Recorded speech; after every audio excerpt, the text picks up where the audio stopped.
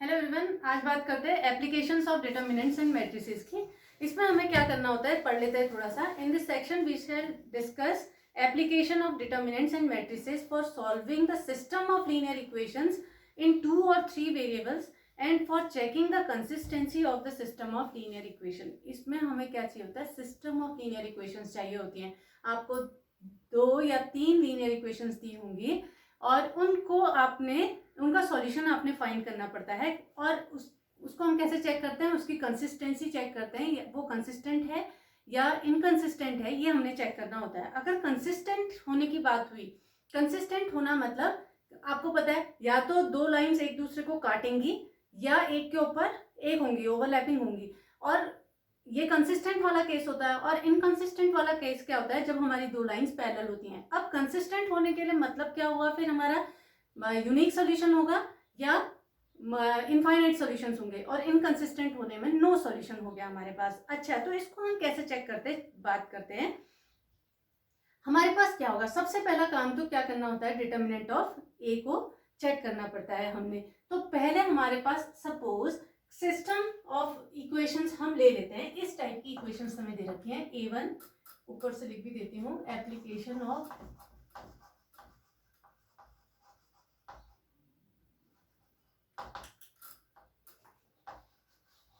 Determinants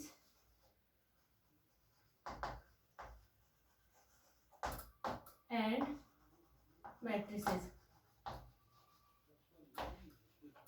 ठीक हो गया। हम सिस्टम बना देते हैं। यहाँ पर सिस्टम हमारे पास क्या है, a1x plus b1y plus c1 is equals to d1 ले लेते हैं। a2x plus b2y plus c2 is equals to d2 ले लेते हैं। और ऐसे a3x plus b3y plus c3 is equals to d3 ले लिया हमने। ठीक है, अब हमने ये लिया तो सबसे पहला काम क्या होता है, हमें क्या बिछानी पड़ती है, ax is equals to b type की इक्वेशन बैठानी पड़ती है, जहां पर a भी मैट्रिक्स है, x भी मैट्रिक्स है, b भी मैट्रिक्स है। a मैट्रिक्स कौन सी होगी, जिसमें हमारे पास इसके कोफिशिएंट्स होंगे x y z के। ठीक हो गया, c1 z कर दीजिए इसे, z z z 3 वेरिएबल में लेकर चल ले रहे हैं हम। तो यहाँ आ गया हमारे पास a1 b1 और c1, a2 b2 और c2, यहाँ पर आ गया हमारा a3 b3 और c3। ठीक हो गया। अब यहाँ पर हमारे पास अगली जो मैट्रिक्स आई एक्स मैट्रिक्स, उसमें क्या बैठेंगे, एक्स वाई और जेड बैठेंगे। इज इक्वल्स टू बी हमारे पास किसके इक्वल होगा, d1 d2 और d3 के इक्वल होगा। अब हमारे पास सिस्टम ऑफ इक्वेशंस में कभी कभी क्या भी हो सकता है, इक्वल्स टू के यहाँ पर 0 भी हो सकता है, यहाँ पर 0 भी बैठे हो सकते हैं। तो ऐसी वाली इक्वेशंस को हम होमोजीनियस इक्वेशन कहते हैं, और जिनमें हमारे पास इक्वेशंस के इक्वल्स टू में नॉन जीरोस बैठे होते हैं, तो हम उसे क्या कहते हैं, नॉन होमोजीनियस इक्वेशंस कहते हैं। तो जब नॉन होमोजीनियस इक्वेशंस होते हैं तो उसके सॉल्यूशंस को हम किस तरीके से करते हैं और होमोजीनियस को हम किस तरीके से सॉल्व करते हैं, उसके बारे में बात करेंगे। तो सबसे पहला स्टेप, जब मैट्रिक्स इक्वेशंस को हमने सॉल्व करना होता है मैट्रिक्स मेथड से, सिस्टम ऑफ इक्वेशंस को सॉल्व करना पड़ता है मैट्रिक्स मेथड से, तो हम ax is equals to b बिछाते हैं और उसको इस तरीके से लिख देते हैं। ये पहला स्टेप होता है हमारा। ठीक है, पहला स्टेप होने के बाद अगला काम हम क्या चेक करते हैं, डिटर्मिनेंट ऑफ ए चेक करते हैं। ठीक है, डिटर्मिनेंट ऑफ ए चेक करेंगे हम, तो हमारे पास क्या होगा, देखिए हम क्या थ्योरम पढ़ के आए थे कि अगर कोई मैट्रिक्स जो होगी नॉन सिंगुलर होगी तो उसका इनवर्स एग्जिस्ट करेगा। ठीक है, तो हम यहाँ पर भी बात कर रहे हैं कि अगर हमारे पास एक इक्वेशन है, हमने सबसे पहला काम डिटर्मिनेंट ऑफ ए चेक किया, अगर वो नॉट इक्वल्स टू 0 आता है, अगर वो नॉट इक्वल्स टू 0 आता है तो कंडीशन क्या होगी, देखो ऐसी पॉसिबिलिटी लगा देते हैं, हमारे पास है ax is equals to b type की चीज। अब इसमें हमारा काम क्या है, सबसे पहले हम determinant of a not equals to 0 आया हमारा, हमने डिटर्मिनेंट ऑफ ए निकाला और वो नॉट इक्वल्स टू 0 आया। दो पॉसिबिलिटी हो सकती है, या तो डिटर्मिनेंट ऑफ ए 0 आ सकता है या नहीं आ सकता है। डिटर्मिनेंट ऑफ ए अगर 0 आ गया तो क्या होगा, और determinant of A not equals to 0 है तो क्या होगा। अगर determinant of A not equals to 0 है तो कंडीशन 2 हो सकती है। कैसी 2 कंडीशन हो सकती है जी हमारी, एक ये कि हमारे इधर पे क्या बैठे हो, 0 बैठे हो, मतलब कौन सी इक्वेशन हो, होमोजीनियस इक्वेशन। होमोजीनियस इक्वेशंस होंगी तो उस केस में भी तो ऐसा हो सकता है कि मैं डिटर्मिनेंट ऑफ ए सॉल्व करूं और वो 0 के इक्वल ना आए, मतलब वो उसमें भी ए मैट्रिक्स जो हो वो नॉन सिंगुलर हो। तो उस केस में हमारे पास क्या होता है, हमारा यूनिक सोल्यूशन होता है, और वो सोल्यूशन क्या होता है, x equals to 0, y equals to 0 और z इक्वल्स टू 0। आपने मेरी बात पकड़ी।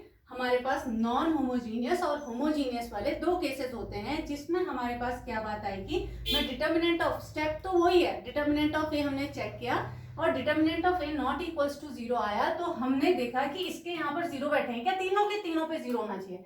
अगर तीनों के तीनों पे 0 है तो हम सीधे सीधे लिख देंगे कि इसके जो सॉल्यूशंस हैं वो x equals to 0, y equals to 0 और z इक्वल्स टू 0 है और यूनिक सॉल्यूशन मिलेगा। मतलब जहां पर भी आपका determinant of A not equals to 0 आ रहा है आपको यूनिक सॉल्यूशन मिलने वाला है। ये बात तो समझ में आ गई, ठीक है। तो जब नॉट इक्वल्स टू 0 वाली कंडीशन आई तो वहां पर b का रोल हो जाएगा। Determinant of A not equals to 0 होते ही हमारी बी मैट्रिक्स का रोल हो जाएगा। बी मैट्रिक्स अगर हमारी नल मैट्रिक्स है तो नल मैट्रिक्स के केस में हमारे पास यूनिक सॉल्यूशन किस फॉर्म के आएंगे, ये हर एक केस में होगा कि x equals to 0, y equals to 0 और z इक्वल्स टू 0 ही आएगा। लेकिन जब d1, d2, d3 होंगे तो उस केस में हमारे पास जो इसका सॉल्यूशन निकलेगा वो कैसे निकलेगा, x is equals to a inverse b से। कैसे निकलेगा, x is equals to a inverse b से। लेकिन जब भी मैं डिटर्मिनेंट ऑफ a को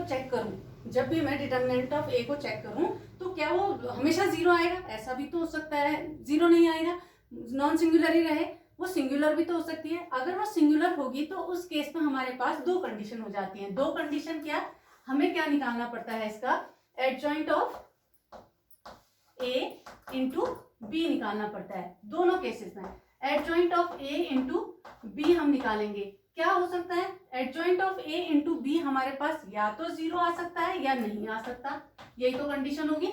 adjoint of a into B हमारे पास या तो 0 आ सकता है या नहीं आ सकता है। तो उस केस में हमारे पास क्या होगा, अगर adjoint of a into B is not equals to 0, 0 means null matrix हमारे पास, then solution does not exist and the system of equation is called inconsistent।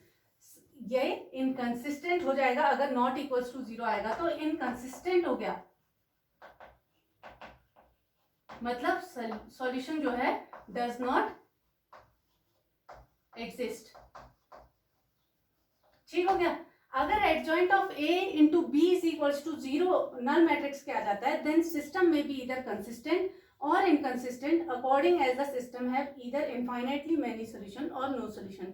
तो इस केस में हमारे पास दो कंडीशन बैठ सकती हैं, कह रहा है वो, अगर adjoint of a into B equals to 0 हम नल मैट्रिक्स आती है तो सिस्टम जो हो सकता है वो या तो कंसिस्टेंट हो सकता है या इनकंसिस्टेंट हो सकता है, और उसमें हमारे पास क्या होगा, इनफाइनाइट मैनी सॉल्यूशन हो सकते हैं या नो सॉल्यूशन हो सकते हैं। तो उसके लिए हमें आगे फिर से कार्रवाई करनी पड़ती है, वो मैं बताऊंगी आपको आगे।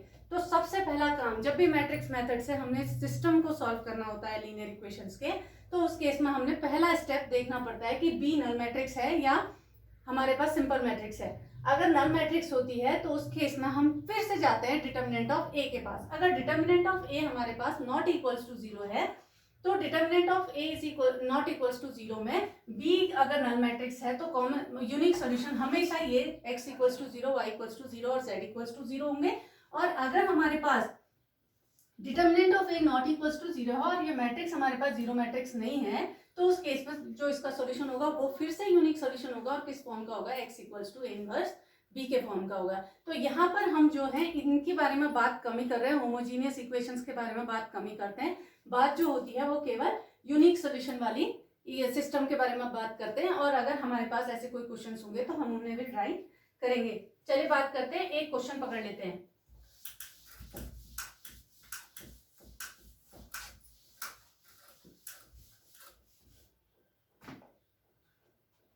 Solve the system of equation, example 27 है आपका। ये कह रहा है 2x plus 5y is equals to 1 और 3x plus 2y is equals to 7। हमारा काम क्या होता है, सबसे पहले ax is equals to b का बिछाना। ax is equals to b के फॉर्म में हम इक्वेशन को बिछा देते हैं। तो यहाँ पर हमारे पास a में कितना आ गया, 2, 5, 3, 2, और x की जगह पर हमारे आ गए x और y is equals to B की जगह पर आ गए हमारे 1 और 7, 1 और 7। ठीक है, अब अगला काम क्या चेक करना है, हमने बी को देखा, बी हमारी नल मैट्रिक्स तो नहीं है ना, नहीं है। अच्छा, जब नल मैट्रिक्स नहीं है तो अगला काम है हमारा डिटर्मिनेंट ऑफ ए को चेक करना। ये ए है, ये एक्स है और ये बी है, ये सारी मैट्रिक्स है। ठीक है, डिटर्मिनेंट ऑफ ए हमने चेक किया तो कितना आया 4 माइनस 15, या आया -11 which is not equals to 0। ठीक हो गया। अब डिटर्मिनेंट ऑफ ए हमारा नॉट इक्वल्स टू 0 आया तो इसका मतलब है कि ये कैसा सॉल्यूशन दे रहा होगा, यूनिक सॉल्यूशन दे रहा होगा और इसका इनवर्स भी एग्जिस्ट करेगा। अब जो इसका यूनिक सॉल्यूशन है, अब ये नल मैट्रिक्स नहीं थी तो इसका जो इनवर्स होगा वो कैसे एग्जिस्ट करेगा, उसकी जो वैल्यू होगी कैसे निकलेगी, x is equals to A inverse B से। ये तो पढ़ा हमने कि x is equals to A inverse B जो होगा इसका सॉल्यूशन होगा। तो इसके लिए पहला काम ए इनवर्स निकालने का होगा। तो ए इनवर्स का फॉर्मूला आप पढ़ के आए थे, क्या था, adjoint of a into upon determinant of a. Adjoint of a हमारे पास कितना हो गया, इन दोनों को आपस में हम इंटरचेंज करते थे 2 2 और इनके साइन आपस में बदल लेते थे -5 और -3। और ए हमारे पास किसके इक्वल है, डिटर्मिनेंट ऑफ ए -11 के, तो -1/11 ये आ गया जी हमारा। अब मैं यहाँ रखती हूँ, इस वाली इक्वेशन में रखती हूँ, तो x इज इक्वल्स टू क्या है, ए इनवर्स बी सॉल्यूशन मिलने वाला है। ए इनवर्स हम निकाल चुके हैं, बी मैट्रिक्स पता है, x मैट्रिक्स पता है, निकाल देते हैं। x y यहाँ पर रखे, ए इनवर्स हमारा निकला है -1/11 और ये आ गया 2 -5 -3 और 2। और बी मैट्रिक्स हमारे पास कितने के इक्वल है, बी हमारी है 1 और 7 के इक्वल। ये देखिए 2/2 की, ये 2/1 की, तो हमारी जो रिजल्टेंट होगी वो क्या मिलेगी, 2/1 की मिलेगी। तो इसको हम सॉल्व कर रहे हैं, देखिए ये आया हमारा x y और ये -1/11। अंदर कौन बैठता है, देखिए इनसे दोनों मल्टीप्लाई होंगे, 2 1 जा 2 -35। ठीक हो गया। ऐसे -3 + 14, ये जी ये आया -1/11 और 2 -35 -33 के, और ये आया हमारे पास 11। हमारे पास आंसर क्या है, देखिए अंदर घुसा दीजिए इसे, तो ये मिलता है हमें 3 और ये मिलेगा -1। तो इन दोनों को कंपेयर करेंगे हम, तो x की जगह पर कौन बैठा है 3, y की जगह पर कौन बैठा है -1। तो सॉल्यूशन ऑफ दिस इक्वेशन क्या मिले, x इक्वल्स टू 3 और y इक्वल्स टू -1। और ये तो सिंपल सी इक्वेशन है, इन दोनों इक्वेशन को आप सॉल्व करके भी देखेंगे। ये unique solution a1/a2 not equals to b1/b2 वाला कॉन्सेप्ट है, कंसिस्टेंट है और यूनिक सॉल्यूशन दे रहा है। यूनिक सॉल्यूशन मैट्रिक्स मेथड से निकालनी होती है, सिंपल सॉल्यूशन नहीं निकालना होता है। लेकिन सिंपल सॉल्यूशन आप चेक तो कर सकते हैं कि आपका आंसर सही आ रहा है कि गलत आ रहा है। तो उसको चेक करने के लिए आप इन दोनों इक्वेशंस को सॉल्व करिए, आपका आंसर यही आना चाहिए, x equals to 3 y equals to -1। ये तो सिंपल जब हमारा 2 वेरिएबल वाला सिस्टम होगा तब। ठीक है, तो इसी तरीके से हम जिस ऐसे सिस्टम को भी सॉल्व करेंगे जिसमें 3 वेरिएबल्स होते हैं, तो उन क्वेश्चंस के लिए भी आपको क्या निकालना पड़ेगा, एडजॉइंट वाला। आपका जो ए इनवर्स है उसमें एडजॉइंट्स निकालने पड़ते हैं, कोफैक्टर्स निकालने पड़ते हैं, एडजॉइंट निकालना पड़ता है, फिर उसके बाद हमें ए इनवर्स निकालना पड़ता है, फिर प्रोडक्ट वही जैसे करते हैं हम उसी तरीके से करते हैं। और ये जो हम करके आ चुके हैं पहले, तो इस तरीके से आप इन क्वेश्चंस को ट्राई करेंगे तो आपको मतलब आप कर पाएंगे इन्हें।